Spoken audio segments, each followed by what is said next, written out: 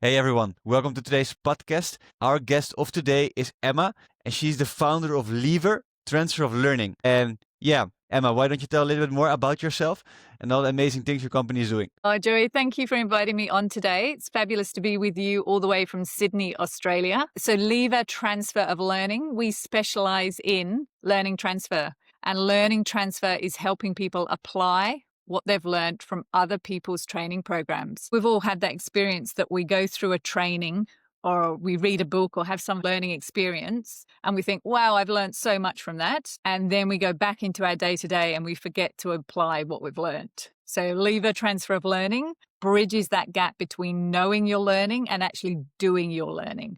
So that's our reason for being. Yeah, very interesting. And I've done quite some courses in my life. And what I always see, like of the people actually taking the course, there's actually a small percentage which really applies it in a day-to-day life, right? And what is the biggest reason you started with the company? Really to solve the problem, Joey, because I think it breaks my heart when people have a really great learning experience, but then they don't manage to translate that into behavioral change and they don't get the benefit from the learnings. Yeah, that was my reason for being. And I have been doing learning transfer for 20 years now.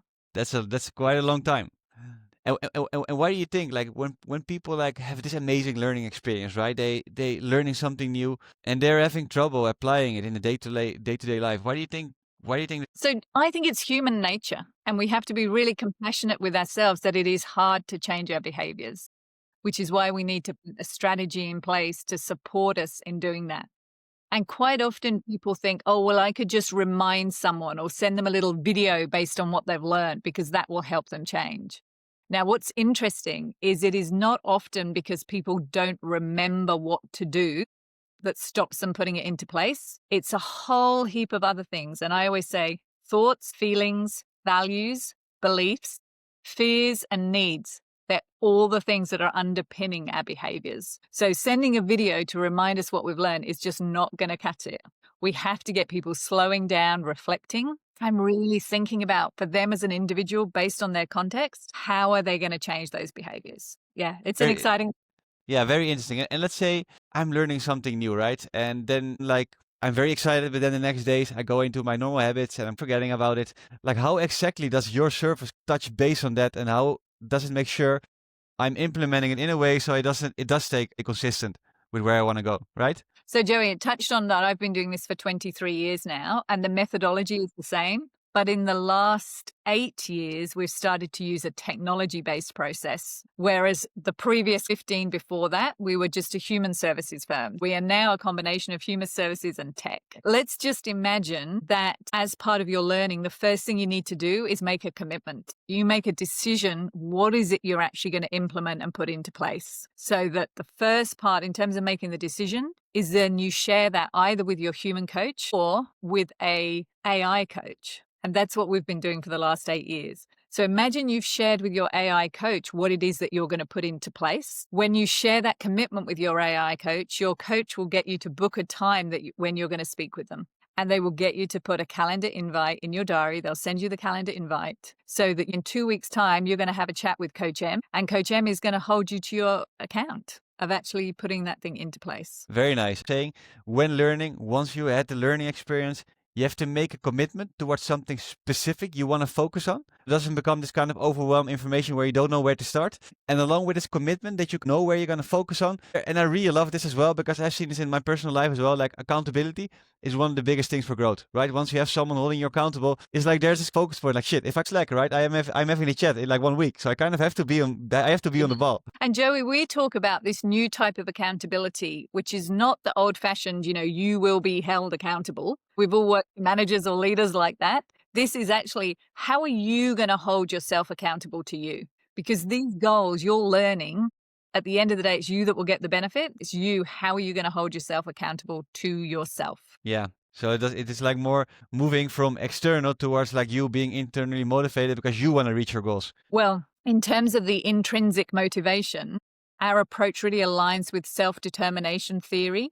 I don't know if any of your listeners are across self-determination theory. It's a great one to look up. Rich Ryan and Edward Deci, back in the 80s, I believe, started working on what is it that motivates people and has them moving forward. So yeah, really fascinating research. It's a great body of work now. Very nice. And towards all the people and companies you are serving, like which type of company benefits the most what you guys are doing? We work a lot of the time with leaders within organizations, whether that's small entrepreneurial organizations or big corporate firms. Particularly those softer leadership skills are really important in this day and age for people to be focusing on. So leadership, soft skills, that will be typically where our work creates the biggest impact for an organization. Very nice. And let's say because you started using AI, right? Where do you see AI going in the next, let's say, 2 to 5 years from now? I think there is going to be a tremendous level of change for people. And I think it will become something that just becomes part of our lives. But the way it changes our working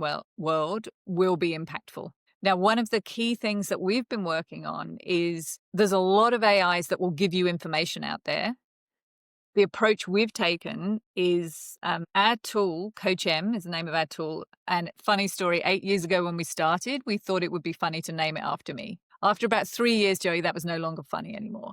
However, we were stuck with the name. So it's Coach M, letter M, is specifically designed not to answer anyone's questions. It will only ask you questions. And I actually think, regardless of what happens with AI, our skill as humans is going to be focusing on what makes us strong as a human, what can help us move away from these mechanistic ways of behaving, because the machines will do it better. We're really going to lean in to being human. And I'm excited about that for the next phase for people. Very nice. And I love your approach. It's very different than many people think about it, right? Because many people think about like, oh, we're going to lose. There's going to be less opportunity because like they're going to take over the jobs. And you're actually saying the opposite. It's going to like make us connect more towards who we are so we can actually offer more value to the world. Yeah, 100%. Very, very interesting. And what are some of the biggest challenges you have faced towards, I mean, you've been in this business for like quite a long time, like you said in the podcast. And what are some of the challenges you faced towards growing the business? How did you overcome these challenges? So, Joe, I've found that I think businesses go through cycles, and I would almost say feels like a new business every 7 years. And each phase has a different opportunity and different challenges within it. My business, I'm the sole founder owner, was acquired in the last 4 months, I believe. So in our mid-transition stage. So I think one of the key challenges is you have to follow what you are meant to be doing. And this is one of the reasons why Eva has been acquired, because I had got to the point after, say, 21, 22 years that I was no longer the right person to move this business further forward. And I think if a founder comes to that point, they really need to own it and finding a way for that business to fly without them. Letting go, I think, is the current challenge. But I think that that happens at different stages in the journey where you're growing. You've got to let go of control of processes as you grow, as you bring on more team members. So it's a fascinating journey being an entrepreneur. And, I really congratulate everyone that is out there doing their own thing. I love what you were saying, like everyone has to do what they should be doing, right? What they meant to do. And it's also about letting go what you're saying at the right moment. And us being an entrepreneurs, right? Like we're very passionate, like sometimes we're just so busy with our day-to-day life. Like, how do you recognize this moment where you're like, hey, it might be like I've been on this path for quite a while and it might be like the right moment to go another direction? How do you recognize this moment as an entrepreneur? What I think it is, I think it's when you're having conversations with people and you can really feel that your energy is lifting, and that will lift the other person's energy as well. And so when you get that sense of this is when I'm in my flow, this is when I am my most energized, that will start to tell you which are the paths you need to take. And certainly for me, that's absolutely what happened. And we did a pilot program on a new piece of work. People got very, very excited. And in that piece, it actually freed up the energy then for the right person to come in and start doing the learning transfer work and working with Coach M. Very nice. And I love how you were saying, I will see it in a way, the way you were describing it, following the breadcrumbs of excitement. You're living your day-to-day life, and there are some things that we all have that. There's some tests we're doing is giving us less energy, and some stuff we are more excited about. You're like saying like, what points in your day, what in your task or the people you're connected to, what parts are you more excited about? And just follow these parts so you can feel more of this kind of lifting up energy. Yeah. Because then you will lift up others through your processes. And we know through sales, people love when they have that high energy conversation about what you're doing moving forwards. I would say that is definitely key. Yeah, I love that because we can do business, but if your energy is off, like people are gonna feel it. So the only thing we actually should, I mean, which is the deeper foundation, how can we make our energy as high as possible? Because this makes everything else so much easier. And what are some of the ways you guys are using to acquire new customers at the moment? We have a lot of the sort of traditional ways of creating customers through, we do a lot of sort of LinkedIn follow-up and connecting out with people. But Joe, what was interesting is I did an analysis of customers a little while back, and almost every customer had seen me speak at a conference at some point in time. I remember there's a regional government department that we're working with, and that we thought they had come through the website. And so, of course, when I was having my first sales conversation with them, how did you find out about our website? And they said, Emma, we heard you speak 8 years ago, and we have just been waiting for the right time to bring you and the team in, which was a real honor that they had remembered from 8 years ago. But also you think, hey, I need people to be making a quicker decision on working with us. I certainly think there is something around conference speaking and writing, which really, if it can make you an authority in your area of something you're passionate about, that has been a real benefit to us as an organization. Yeah, very nice. And people saw you already on stage, right? So when you talk to them, it's very nice to make that initial connection. And what we talked about, like with all the experience you're having, like all the lessons you've learned, like where you are right now, what's one thing if you look back at Emma in the past? Like, what is one thing you would do differently with all the knowledge you're having right now? That is a good question. So I often wonder, I moved from the UK. My accent is slightly strange. I used to live in the UK. I moved to Australia to start my business. And the visa rules are very tough trying to get a visa to live in Australia. And so really the first 7 years in my business were really around meeting the visa requirements so I could stay in Australia. Amazing country. Everyone should come and visit and carry on what I was doing here. Now, I often thought if I had my time over, would I recommend that someone almost goes cold turkey and goes straight from a corporate career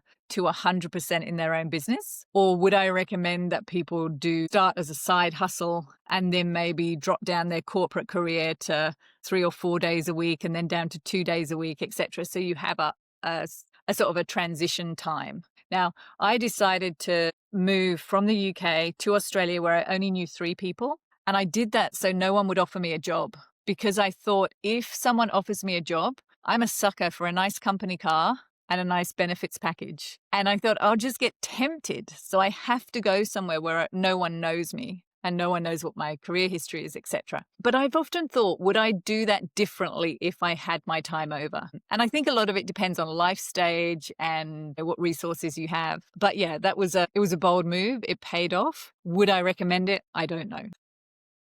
I think it also depends on the person. I think both could be right. And at the same time, I love how your approach was, because you're saying, right, I'm going to put myself into a position where it's going to be difficult to get back to the corporate life. And at the same time, I do believe as humans, we really grow when it's urgent enough to grow, when we feel enough necessity. And if you're like in a new country and you're building on something you're really passionate about, and it's not as easy to jump away from it, it's less likely for you to succeed, because there's this important saying: if you have a plan B, like your plan A will never really succeed, because your plan A is really going to be difficult, right? It's really going to challenge you to the core.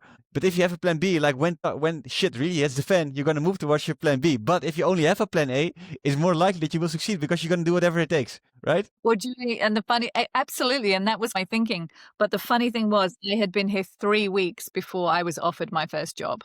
And no one knew me even in the country, but it was someone I had met at a conference, and she offered me a job within 3 weeks. Now, we have stayed in touch. We are good friends still 23 years on, but it was, I've moved all the way here. No one would offer me a job. I don't want to be tempted. But I think also a lot of the time people will say to me, gosh, Emma, how did you make that decision to move to Australia to start your business when I had never worked in coaching or learning transfer before? So my background is in retail buying and merchandising. My degree is in textiles. So I did have a coaching qualification, but I'd never worked in coaching. And so people are like, Emma, how on earth did you make that decision? And what I find is if it is the right decision, it's a very easy decision. Yeah. And how did you know from the inside at that moment that is the right decision based on where you were at that moment in your life? I just knew. It wasn't even a decision. It was just, I'm doing this. And I sold my flat in London. Now, there's another interesting point. It would have been great to have kept the flat in London and just moved over here. From an investment point of view, I moved over here. And the only agreement I had was with my mum. And of course, when you move 12,000 miles halfway around the world, you're going to miss your family. And she said, Emma, if the agreement was if it didn't work out, I wasn't too proud to go home. Very nice. Very wise mother as well, that she's giving you this advice. And yeah, also like you just knew, I think this applies as well with business, but as well in life. Like the best decisions you're making, these are not decisions where you kind of have to think about it for a lot. You kind of know where you have to go. It's like you have to go left, and only which things which maybe bother us for like the most of it is like we're too afraid to take that initial step towards where we know we should be going. And I love how you're saying it. You didn't have that block. You might feel a lot of anxiety, but you still went for it. And let's say Harry Potter, like Okay. you have a magic wand, right? Harry Potter magic wand, and with this magic wand, you could solve any problem in the business you're having right now. Any issue, you could just anything. Like what would you choose with this magic wand?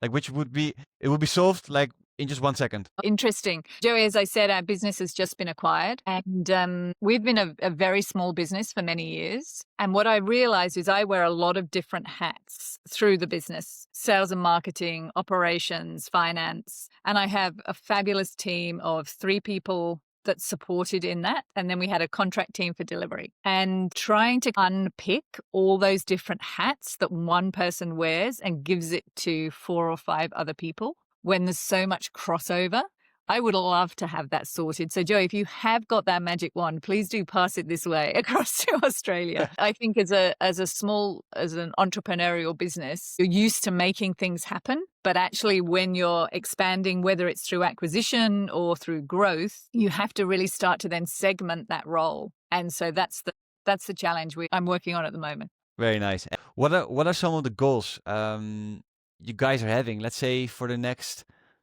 6 to 12 months? What I think is really exciting in this space of AI is where we actually have the best of both worlds, the best of human and the best of AI. And when we first started working with Coach M technology before LLM, so, obviously 8 years ago, we were on the very early beta tests of GPT, and we couldn't get it to do anything. And I was like, team, let's just forget this. What are we trying to do this beta for with this thing that we can't get to make any sense?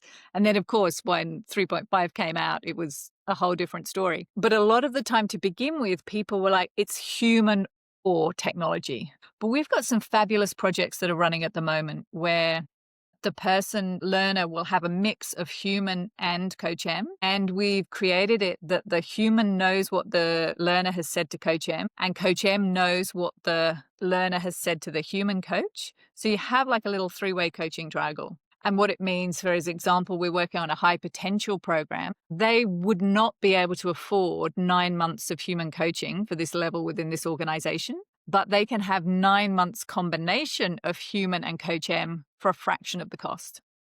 This combining so you can get the best of both worlds and really scale a process that in the past wouldn't have been able to be scaled. That's where I think the real kind of future opportunity is, because it just means you can support more people that were never going to be able to have a lot of human coaching in the first place. Very nice. Looks like a lot of exciting times ahead. And let's say for the people who are watching the podcast, right? I think what I really like, what kind of stood out in the podcast that you kind of follow, which really resonated for you the most. You kind of kept doing that throughout your life, throughout your career, throughout like you being a founder of a company. And what kind of advice would you give towards the people who are watching the podcast right now, if they can just take away one thing from this podcast, and they can start implementing that thing, and maybe like what you said, like implementing and kind of focus on that thing, implementing that thing for the next like week, what kind of advice would you give to these people? Joe, I'm torn between 2 bits of advice, so I'm going to go with them both quickly. The first part of advice is really focusing on asking yourself questions. So the more you can reflect and slow down and ask yourself a question about something that's going on, the bigger insight will happen for you.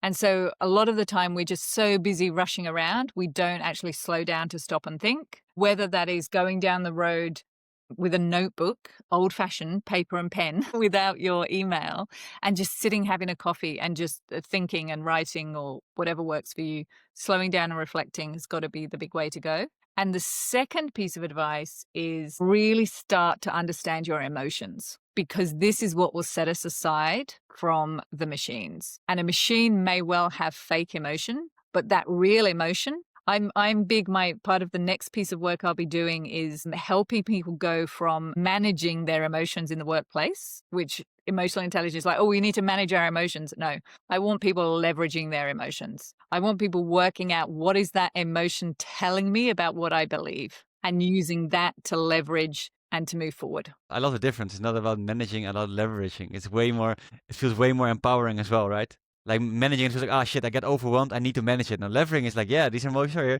Let's leverage it in the best way I can so I can be the best version of myself into the world. And how, like people who are watching this podcast, how can they find you or leverage transfer of learning? Like what are the ways they can connect with you? So transferoflearning.com is our website for all things learning transfer, or meet Coach M. But also me personally, I'm on LinkedIn. It's Emma Weber, which is like the German composer, or in Australia, we have the Weber barbecues, which is spelt with one B. So either way, I'm on LinkedIn, very happy to connect with people, very happy to share ideas. So it's lovely to be in conversation, Joey. Very nice. Thanks so much, Emma, for being here. I'm going to make sure everyone who's watching the podcast to put all the links of Emma and the company down in the description below so you can really easily find it. And yeah, thanks for tuning in and see you in the next episode.